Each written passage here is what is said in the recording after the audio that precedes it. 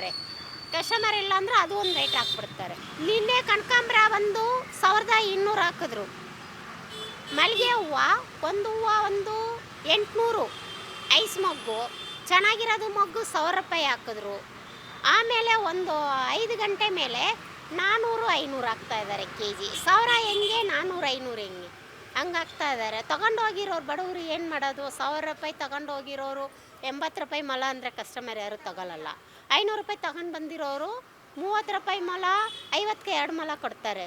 ಕೊಟ್ಟರೆ ಕೇಳ್ತಾರೆ, ಅವ್ರು ಕಮ್ಮಿ ಕೊಡ್ತಾರೆ, ನೀನು ಏನಕ್ಕೆ ಜಾಸ್ತಿ ಅಂತಾರೆ. 1000 ರೂಪಾಯಿ ಕೊಟ್ಟಿರೋರು 80 ರೂಪಾಯಿ ಮಾರಲೇಬೇಕಲ್ವಾ, ದುಡ್ಡು ಬರಬೇಕಲ್ವಾ ಅಂತ ಮಾರ್ಕೆಟಲ್ಲೇ ಉಲ್ಟಾ ಸತ್ತಿ ಮಾಡ್ತಾ ಇದ್ದಾರೆ.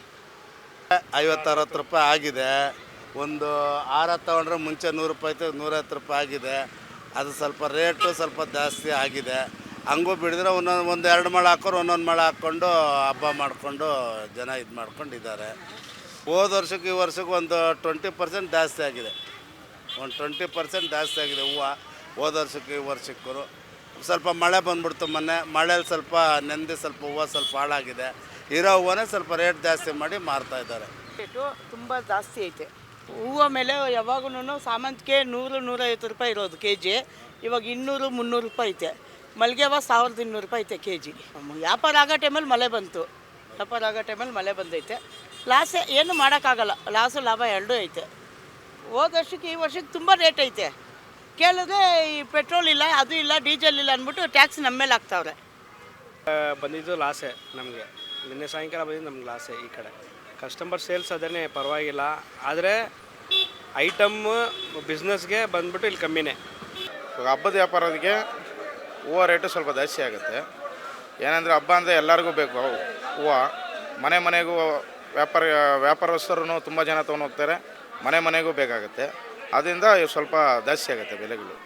ಹೋದ ವರ್ಷಕ್ಕೆ ಈ ವರ್ಷಕ್ಕೆ ಅಂದರೆ ವೆರೈಟಿ ಹೂವುಗಳು ಬಂದರೆ ಅದ್ರ ಸ್ವಲ್ಪ ಜಾಸ್ತಿ ಆಗುತ್ತೆ. ಮಾಮೂಲಿ ಹೂವುಗಳೆಲ್ಲ ಮಾಮೂಲಿ ರೇಟ್ 200-250 ರೂಪಾಯಿವರೆಗೂ ಐತೆ.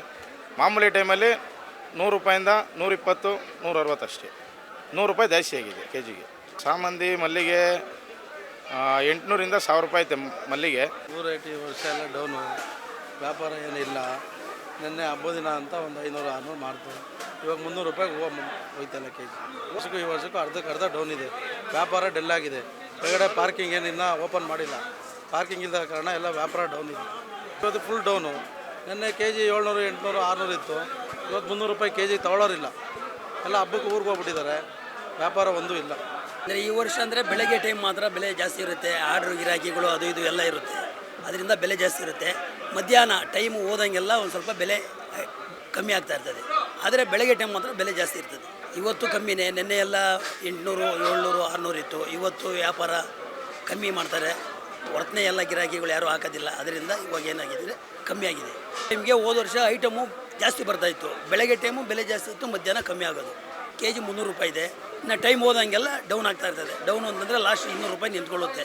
200 ರೂಪಾಯಿಗಿನ್ನ ಕಮ್ಮಿ ಆಗೋದಿಲ್ಲ, ಅದಕ್ಕಿಂತ ಕಮ್ಮಿ ಆಗಲ್ಲ. ಅದನ್ನು ನಾವು ಸೆಂಟಿಗೆ ಕಳಿಸ್ಬಿಡ್ತೀವಿ. ಸೇಲ್ಸು ಅಂತಂದರೆ ಮಾಮೂಲಿ. ಇವಾಗ ಗಿರಾಕಿಗಳು ಜಾಸ್ತಿ ಬಂದಷ್ಟು, ಐಟಮ್ ಜಾಸ್ತಿ ಆದಷ್ಟು ಬೆಲೆ ಕಮ್ಮಿ ಆಗುತ್ತೆ. ಮಳೆಯಿಂದ ಏನಿಲ್ಲ, ಐಟಮ್ 2 ದಿವಸ ಕಮ್ಮಿ ಆಗುತ್ತೆ. ಮಳೆ ಬಿದ್ದಾದ್ಮೇಲೆ ತಿರುಗಿ ಹಂಗೆ ರೈಸ್ ಆಗುತ್ತೆ, ಜಾಸ್ತಿ ಆಗುತ್ತೆ. ಕಳಪೆ ತಗೋದ್ರೆ ದೇವ್ರನಿಗೆ ಹಬ್ಬ, ದುಡ್ಡಿಲ್ಲ ದೇವ್ರನಿಗೆ ಹಬ್ಬ ಇಲ್ಲಪ್ಪ. ಇರೋದು ಸತ್ಯ ಹೇಳಿದೆ. ದೇವ್ರನ್ನ ಬೇಡ್ಕೋಬೇಕಷ್ಟೆ, ಒಳ್ಳೇದು ಮಾಡಪ್ಪ ಅಂತ. ಇನ್ನು ಅಂತ ಬೇವು ಬೆಲ್ಲ ಎರಡೂ ಇದೆ ನಮಗೆ. ಕಷ್ಟ ಸುಖ, ಸಿಹಿ ಕಹಿ ಇದ್ರ ಜೊತೆಲಿ ಬರುತ್ತೆ. ದುಡ್ಡಿದ್ರೆ ಹಬ್ಬ ಮಾಡಬೇಕು. ಬಾಳೆಹಣ್ಣು ರೇಟ್ 100 ರೂಪಾಯಿ ಹೇಳ್ತಾರೆ ಕೆ ಜಿ, 50 ಕೊಡ್ತಾರೆ. ಮುಖ ನೋಡಿ ಮಣೆ ಹಾಕ್ತಾರೆ ಈ ಮಾರ್ಕೆಟ್ನಲ್ಲಿ. ಇನ್ನಷ್ಟು ಹೆಚ್ಚಿನ ಮಾಹಿತಿಗಾಗಿ ಫಾಲೋ ಮಾಡಿ ಬ್ರಿಗೇಡ್ ನ್ಯೂಸ್ ಕನ್ನಡ.